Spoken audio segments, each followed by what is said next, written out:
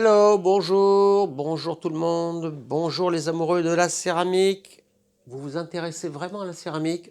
Restez, j'ai des choses à vous dire. C'est incroyable, hein? La dernière vidéo, 58 commentaires. C'est très rare, 58 commentaires, hein. C'est beaucoup, beaucoup, beaucoup. Ça veut dire que l'engobe, bah, ça vous a plu. Alors moi, j'ai fait ça comme ça. Je ne pensais pas qu'on était parti pour avoir 58 commentaires. Donc, merci pour ces commentaires. Et puis, ces messages que j'ai reçus aussi, ces emails. Et puis, coucou à cet email si lointain qui vient du Mexique et quelqu'un qui remercie, qui regarde les vidéos. Et grâce à ces vidéos, il me dit « Je progresse beaucoup dans le tournage. Si je reviens en France, je passerai te voir à l'atelier des rêves. » Eh bien oui, pourquoi pas. C'est vrai qu'on espère un jour qu'on sera libéré de cette situation sanitaire et qu'on pourra reprendre des stages normalement. C'est le vœu le plus cher, en tout cas, aujourd'hui. On va en revenir sur cette histoire d'engobe. Donc je vous le redis, j'ai été le premier surpris que ça intéresse autant de monde. Je fais un rapide résumé. Il y a eu une ou deux confusions dans les commentaires. Moi, j'aime pas dire que c'est une recette, hein. Ça, c'est pas ça une recette, hein. Ça, c'est une loi de la physique, hein. Voilà, ça fond quand on chauffe, c'est tout. Alors, ce que j'ai dit, ça concerne que le grès. C'est pour faire des engobes sur le grès. Sur le grès, en résumé, on met soit du grès, le même, hein, une barbotine de grès, le même que le support, soit, ici, la même famille, c'est-à-dire qui cuit aussi à haute température, et c'est de la porcelaine blanche, qui en plus matifie bien. Et puis, un petit peu de faïence à 20%, qui elle va fondre, va bien agglomérer et va coller au support. Voilà, ça c'est ma façon de faire, mais vous avez vu dans les commentaires, il y en a qui disent, ben non, on met juste la même terre, point final. Alors, c'est la suite de ce qu'on a montré dans la première vidéo aujourd'hui, et on peut aller encore plus loin dans la même réflexion des mélanges de terre par rapport au tesson, hein. Le tesson, c'est la pièce de base. Alors, c'est très court aujourd'hui, je ne refais pas de démo, je vais juste vous parler de pourcentage. On va faire varier les pourcentages de la faïence et du grès ou de la porcelaine pour appliquer sur un grès pour faire de la haute température, hein, je le redis pour que ça soit bien clair. Alors j'ai trois exemples devant moi, je ferai un gros plan tout à l'heure. Mais c'est tellement simple, moi j'ai presque honte, hein, de vous montrer cette vidéo. Mais voilà, bon, alors, s'il y a des débutants, ça va leur plaire, voilà. Faïence plus porcelaine sur celui-ci, plus une couleur, hein, que j'ai bricolée. 50-50. Ah, qu'est-ce qui se passe? Ben, ce qui se passe, c'est déjà visible. Alors, je ne sais pas si j'ai le premier mat, ça devait être celui-là. Ouais, c'était celui-là. Vous voyez, il est vraiment mat, hein, celui-là. Parce qu'il y avait beaucoup, beaucoup de porcelaine dedans. Ici, 50-50. Ah, ça change, hein. Là, moi, je suis sous la lumière, je vois que ça commence à briller. Et puis après, on continue les essais. Et là, qu'est-ce que j'ai fait? Je suis passé de l'autre côté. Plus de faïence, moins de porcelaine. Et regardez, ça brille encore plus. Ça brille encore plus. Et pour aller plus loin, alors attention, là, vraiment, il ne faut pas le dire, hein, parce que c'est gênant. C'est très gênant, parce que là, c'est gratuit, et on n'est pas dans un monde du gratuit, hein. Je ne sais pas si vous avez remarqué, mais enfin, bon, c'est souvent un petit peu payé. 100% de faïence et un petit peu de colorant. Mais regardez ce que ça donne. C'est carrément une couverte. Voilà. Alors vous imaginez un pain de faïence à, je sais pas les prix là, 10-12 euros, 10 kilos avec l'eau et tout, on se retrouve avec 20 kilos de couvertes, plus des couleurs. et c'est gratuit. Bon, moi, je n'ai rien dit, hein. Voilà, ça marche. Faites des essais quand même. Qu'est-ce qui peut se passer là-dedans?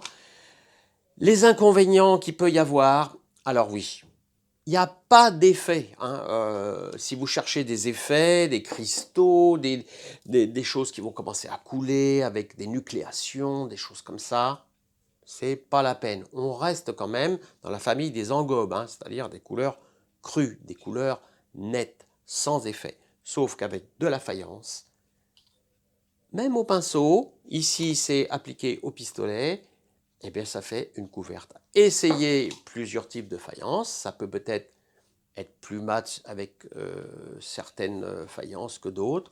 Je n'ai pas essayé avec des faïences colorées. Je sais que ça marche très très bien avec les faïences noires, hein.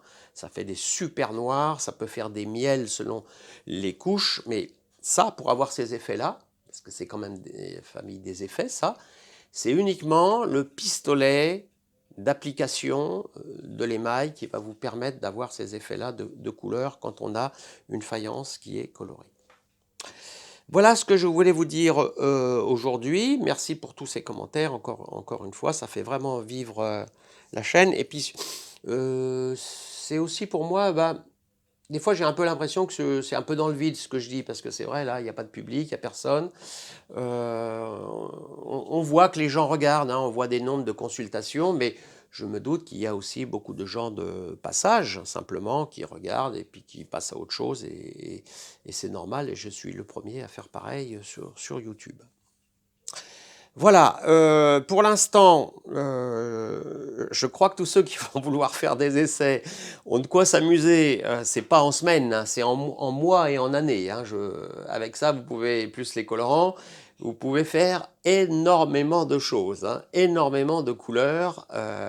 C'est un peu comme la sigillée, hein, aussi, hein, c'est encore autre chose, la sigillée. Bon, allez. Je vous propose un prochain sujet par hasard, parce qu'il est arrivé cette semaine, et on va mettre une jauge pour le faire, celui-là, parce que je ne sais absolument pas si ça intéresse quelqu'un. Voilà. Alors ça, c'est une pièce, c'est un raku. C'est un raku nu, c'est-à-dire il est nu, hein, naked.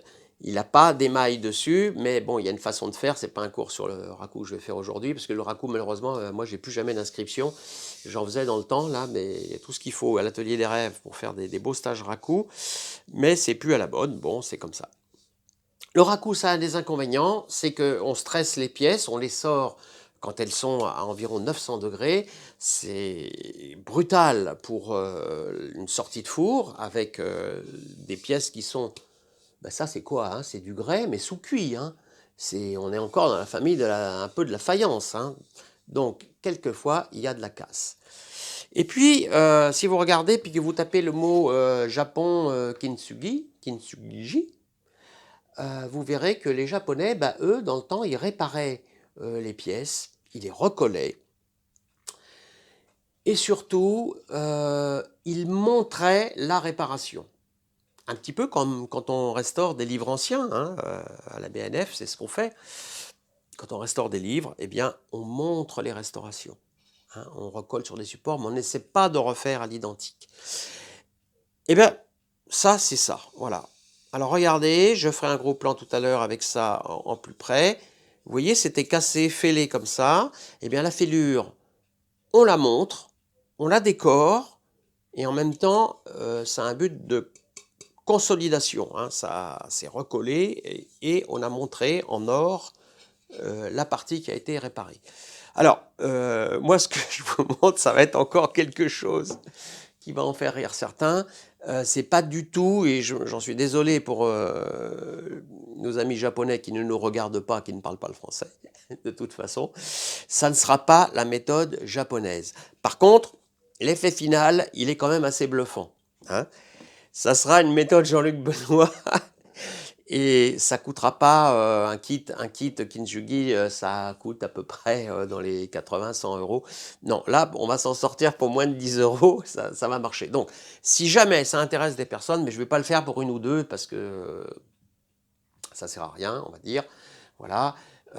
Allez, si dans les commentaires de cette vidéo, vous me dites oui, moi je veux bien voir une vidéo sur ce sujet de la réparation en doré des pièces. Je dois en avoir une ou deux de cassées auxquelles je tiens ou à consolider et que je vais faire comme ça.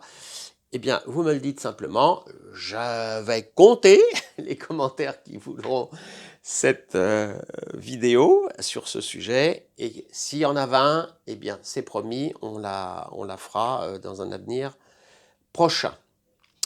Voilà, ça sera une petite aventure céramique.